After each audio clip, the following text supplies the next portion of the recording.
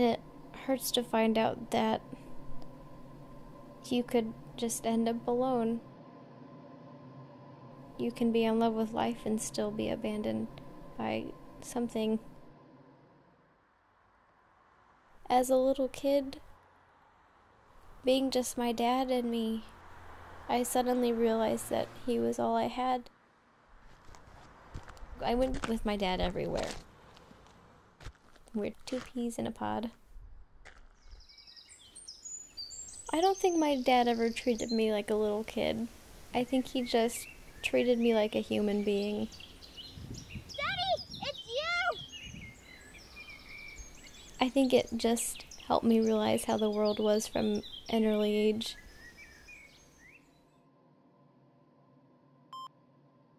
I guess I was afraid to tell him that I was scared to lose him, because maybe it would happen. From the time I could really start catching on to things easily until I was 13, he had been sick with something. So when we went to the doctor, they did some tests. He said, "Mike, you need a new liver." And everything pretty much went downhill from there. I remember I was crying in the car and I said, "I don't want you to go."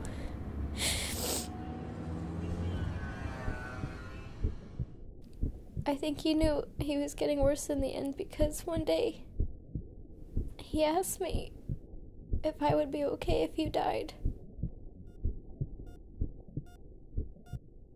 It's really hard to know that you won't get to hug that person every single day and bicker with them or fight with them or just be with them.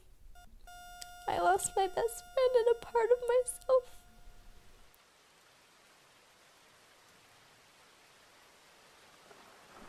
It's easy to feel defeated in a world like this. Your spirit can't be defeated. It's not something that can be injured. I went from feeling